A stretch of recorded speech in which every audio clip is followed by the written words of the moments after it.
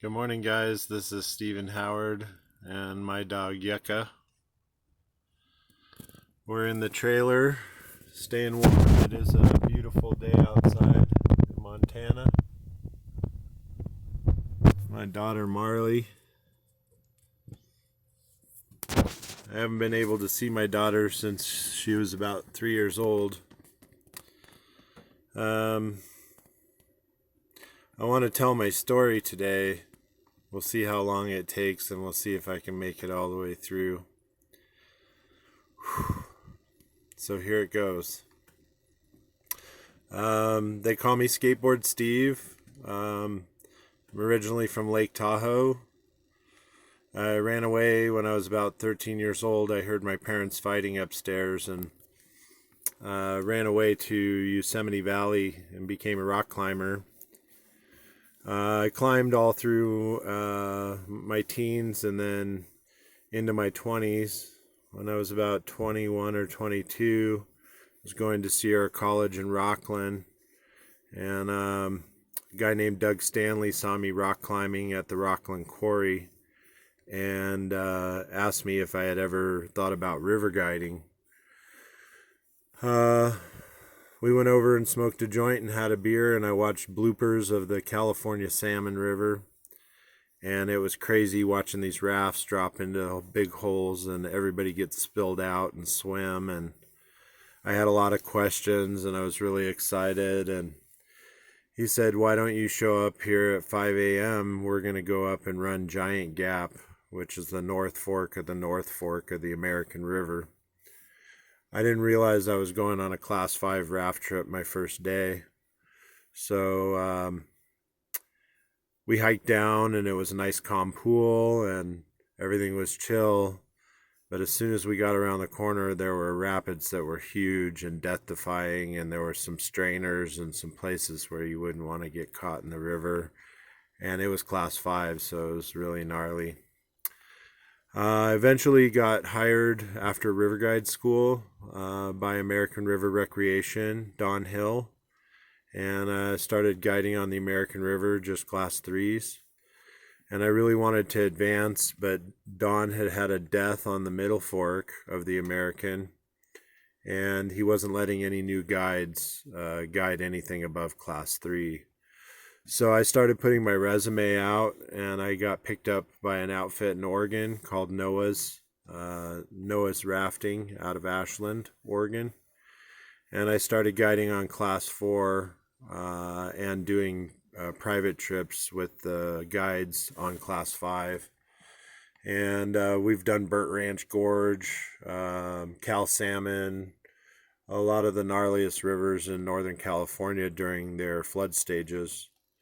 So I've been through a lot of experience. I got sick on the Upper Klamath River. I had cellulitis, and I was in the hospital.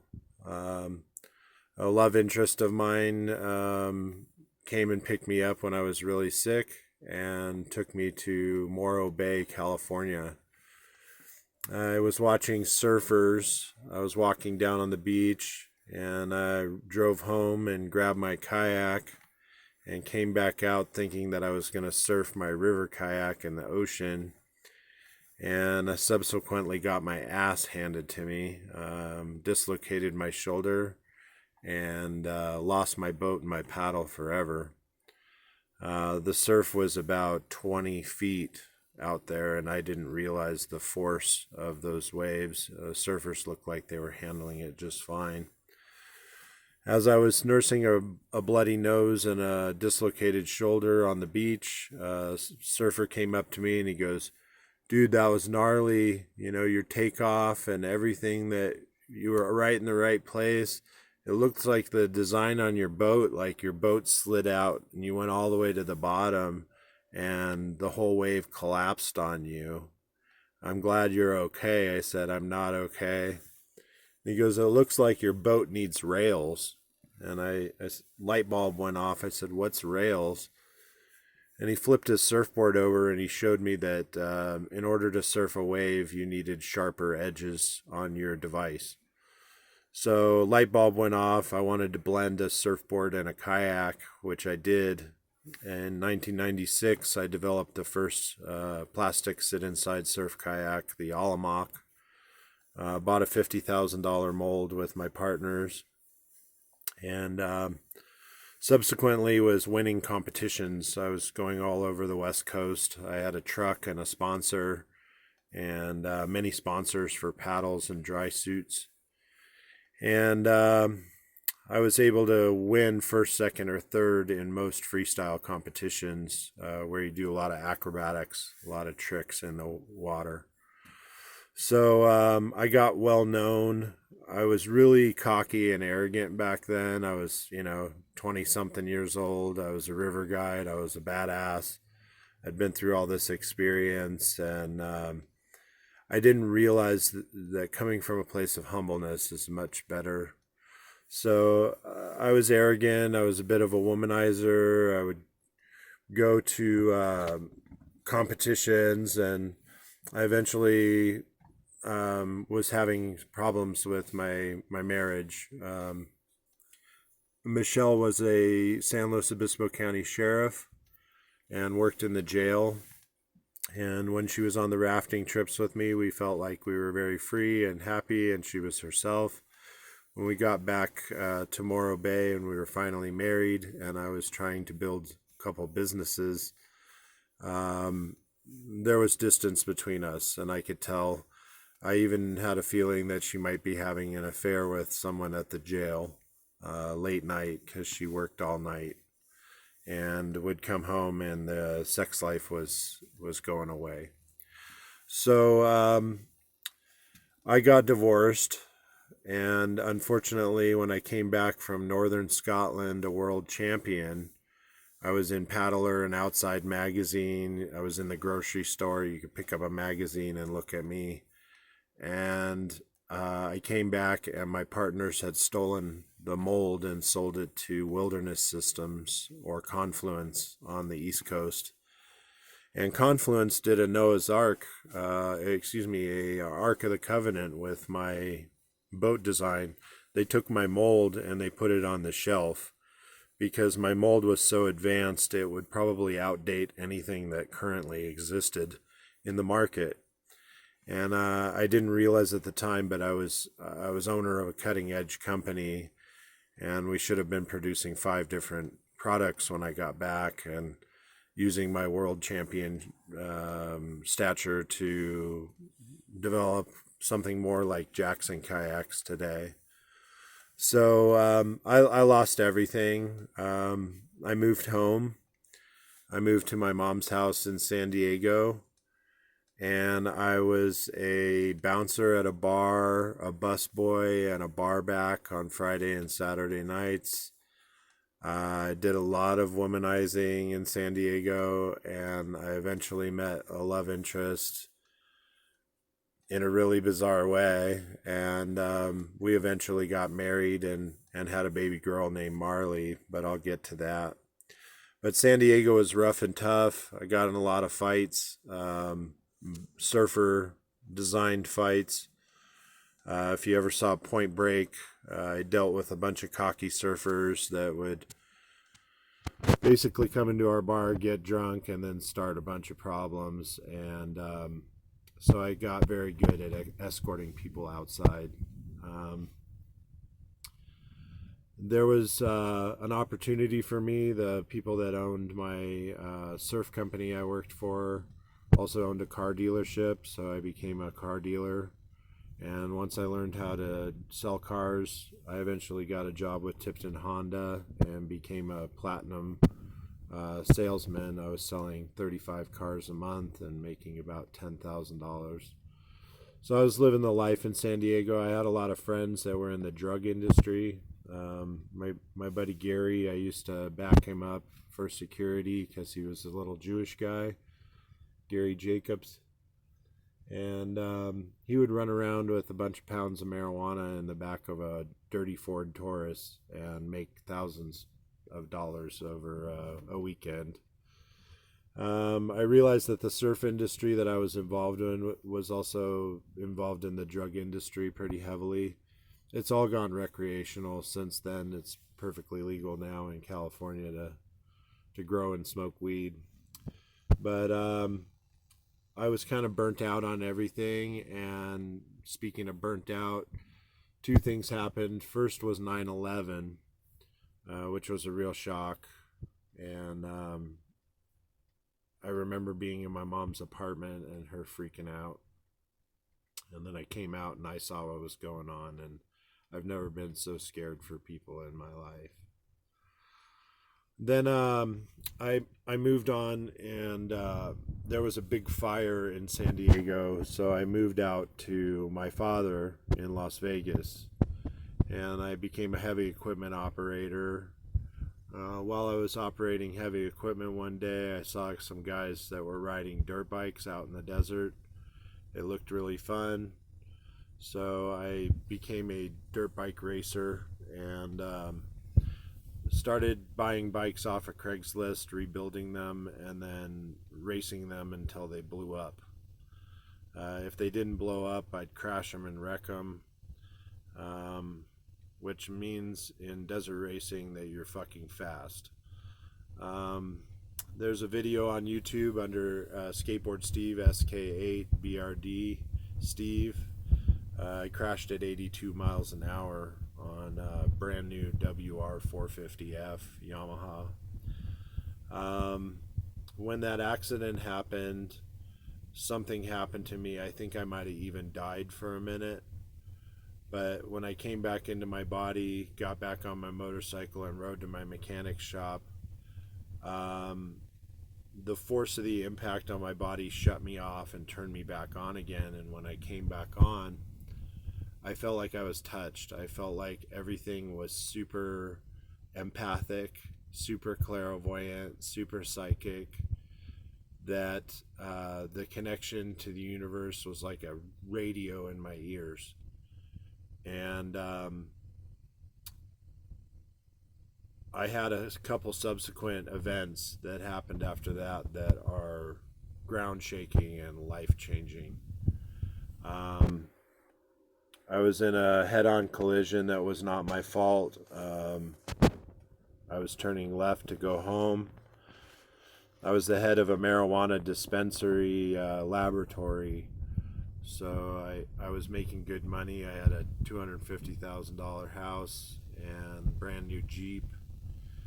And as I was turning left on Blue Diamond and Rainbow in Las Vegas, I was hit head-on by another Jeep at 70 miles an hour. I broke my back, my neck, and my sternum, and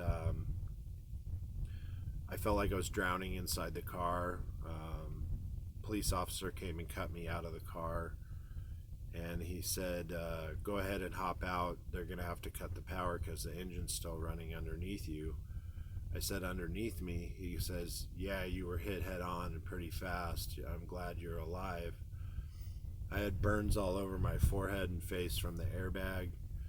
I had a fanny pack with a 9mm handgun that I always carried in Vegas, and it came and impacted me in the rib cage and pushed my rib cage out and popped my sternum, broken in a couple places. My L7 and my C1 were just broken, and I'm really lucky to be alive from the two accidents.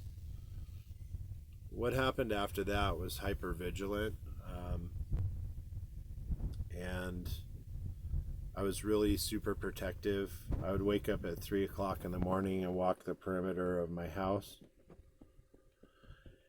And I was afraid of home invasion. I was afraid of just something bad happening in Vegas. Really bad, like where they tie you up and murder you in front of your wife, or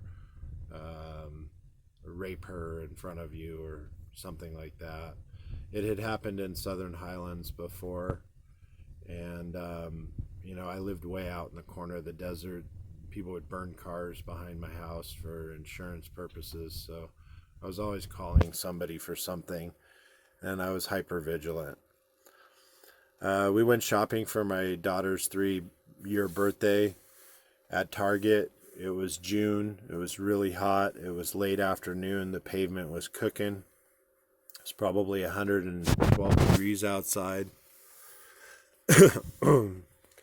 My wife and I and Marley went into the Target and shopped, and I had my handgun out on a holster, and it's a open carry state, so a lot of people carry their guns out on their belt. Um, we were almost done shopping, so I told my wife I'd take Marley and put her in the air-conditioned car, get the car running air-conditioned, so she's ready to hop in with the groceries and presents. So I pull up to the front, pop the back, and I'm sitting with Marley. I hand Marley my phone to play some games. And my wife runs out and digs her nails into my arm and says, "There's a robber. There's a robbery."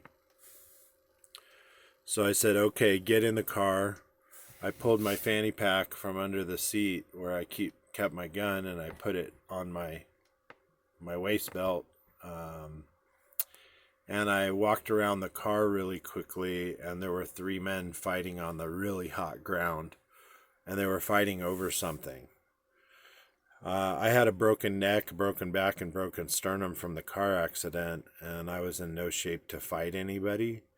So I pulled my gun and said, "Freeze, freeze, freeze," and was trying to engage a citizen's arrest. Unfortunately, the 2 security guards that were tackling the man got scared, and they kind of backed off into the mezzanine of the Target. I was now alone with the perpetrator. He stood up and ran. And he ran around my vehicle. My wife sped off instead of letting him carjack her or something. He ran into the parking lot. I ran up behind his vehicle, which was running. It was a gold Toyota Tundra. I said, freeze, and I put the gun down, pointed down, and I read off the license plate to the crowd, yelling the license plate about 3 or 4 times. By the time I looked back up from the license plate, the reverse lights were on, and he was getting ready to back into me and push me between 2 vehicles or pinch me to death. So I turned off the safety for my 9mm and shot 2 rounds into the back tire, and my gun jammed. He sped over a curb, almost hit another car, and sped out of the parking lot and got away. I cleared my weapon, holstered my weapon, and walked back into the Target, and was subsequently arrested by the police for active shooter. They gave me 7 charges, including attempted murder against the perpetrator. And last September, I beat every charge with justified action by just telling the truth. But they gave me 1 count, no concealed weapons permit. So I did become a felon. It ruined my life. I was subsequently divorced, lost my child. In all of that, had many blessings. I rode a motorcycle. Well, I'm skipping ahead.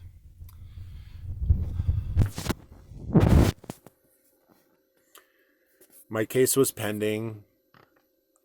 I was still out on bail. I went to the Hard Rock to a cannabis event, and it also was the weekend of the AVN porn convention. So there were porn stars and cannabis stars, Tommy Chong, Willie Nelson, stuff like that. And my wife introduced me to some guys that were from the East Coast that were part of a cannabis radio network. I was a VIP host to them. I was going to their hotel suite, picking them up, eating meals with them. They actually wanted me to be a marketing director or some sort of design director around the cannabis programming or a promoter. And so I was getting ready to have a good job again. I have been on leave from my other job since the shooting. So I go on this weekend and I drive one of the guys to the bank, and then we're going to a dispensary, and we're all sponsored by dispensary, so they're giving us a bunch of free product, which was awesome. But as we're driving, I realize I'm headed to the wrong location of the same dispensary. We were going to Euphoria Wellness in Las Vegas. I was headed to the one over by the Strip, and he needed to go to the one over on Tropicana. So I turned around and I went down Maryland Parkway. When we got to the corner of Maryland Parkway and Swenson, we heard a big boom as I went up to the stoplight. And I said, was there an accident? Is there a backfire? Are we hit? And he goes, no, I'm hit. I said, you're shot? He said, yeah, through the door. I pulled into the 7-Eleven right there. I ran in and said, call 911. I took a necktie from my wardrobe in the back seat and put a tourniquet around his leg, and he was in the hospital within 7 minutes because it's right across the street. I was interviewed by police, and they were like, did that shooting have anything to do with this shooting? And they were trying to tie everything together. I'm like, no, it's completely random. I don't know what the fuck's going on, and I'm starting to hate Las Vegas. So I've now shot at somebody and now been shot at. If it didn't hit this dude in the leg, it would have hit me in the stomach. And this guy calls me up from the hospital and he goes, I need you to lie. I need you to tell them my dad has insurance for me. And I need you to lie and tell them that we were at a concrete convention and you were just driving me to the bank. So when the insurance called, I said, I need to talk to your investigative unit. And an investigator flew out to Las Vegas from somewhere and interviewed me, got my deposition, and I never heard anything about any of it again. He said that some people were in very big trouble, though, and that I had done the right thing, that I must have really good moral standard, moral fiber. I do the right thing. So I was pretty proud of that. I was also fearful again because now I don't have a gun. And there might be people that would be out to hurt me because I screwed up their plan. So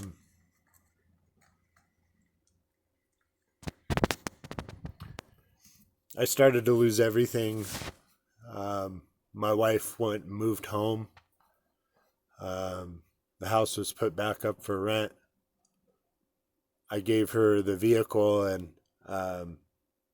one weekend I just freaked out, and I pulled a me, myself, and Irene. I don't know if my personality split or if I just had a fucking meltdown, but I took a mountain bike and $2,500 and all my gear, and I packed up 2 kayaks on baby trailers, and I tried to ride my bicycle away from Las Vegas, and I rode 68 miles out into the desert in 115-degree heat and had a stroke, had a heat stroke really bad.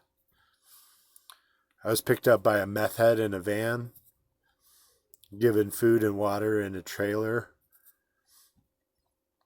I was in a really scary place called Indian Springs outside of Las Vegas. It's like a meth lab, a prison, and a drone base. Funny story about the drone base. My mom picked me up. I spent 17 days up in Lake Tahoe camping, kayaking, and paddleboarding. I paddleboarded across Lake Tahoe and had another stroke. Yeah, that's right, across Lake Tahoe. It was a super good day, but it ended rather hard. I actually couldn't talk when I got to the other shore. But I had some sort of spiritual awakening in the middle of the lake. I was actually able to hear our ancestors and talk back and forth to the Almighty or to my divine guidance angels. And I knew that I was touched my whole life, but I never realized why or how.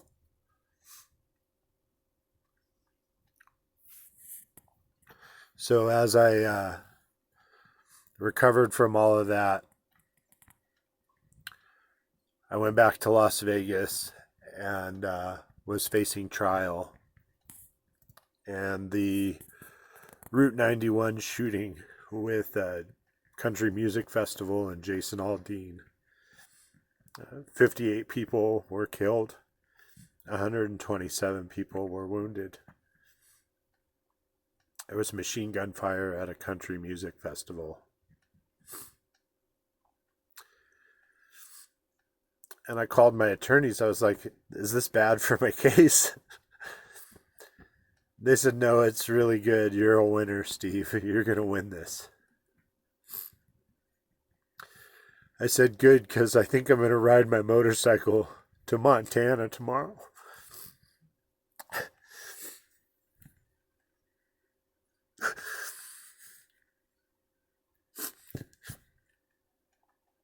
I had really bad PTSD. I was talking to myself in my motocross helmet. I had a duffel bag full of winter gear and about $250. I got on my dirt bike and I just rode like a bat out of hell. I was doing 80, 90 miles an hour the whole time, and my duffel bag got sucked off and sucked into the back tire at 80 miles an hour in Salt Lake City. I survived and got back together and went and bought some proper straps. And I was sitting in a diner and I was realizing that all the places I wanted to go were on fire. Northern California, Oregon, were all on fire. And I saw Missoula, Montana. And I saw the word soul inside Missoula. So I decided that I was headed there. I didn't realize how fucking far it was. So as I crossed the Continental Divide at about 7:30 at night, I got scared because I'm out in the middle of nowhere with a half tank of gas. And I saw a little like barn light out in the middle of nowhere, so I just pulled out there and I slept behind my bike by a farmer's barn. He woke up in the morning and he was driving out early morning. I was packing up my tent and packing up my bike, and he kind of looked at me and then waved, and I waved and gave him the salute. He gave me another wave which said, "You're fine." And I rode out of there and made it to Missoula. I was camping up behind Butler Creek and behind my bike, and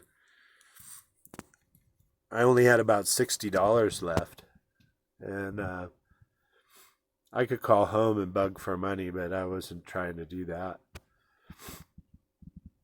So I went down to the Forest Lounge bar at about 9 in the morning and walk in. It's snowing outside, and I'm coming off a dirt bike and see these guys playing pool and drinking beer, and I have my breakfast, and the guy says, "Where are you from?" And his name was Bill. He was from Palm Desert. And he goes, "That's bullshit, man. You're not sleeping out. You're not sleeping out in the wilderness. You're going to come stay at my place. You can stay on the couch." So I had a new friend. Now I needed to find a job or figure out what I was going to do. So I went door to door to door down Broadway. And when I got to Grizzly Fireplace and the spa, Bullfrog Spas,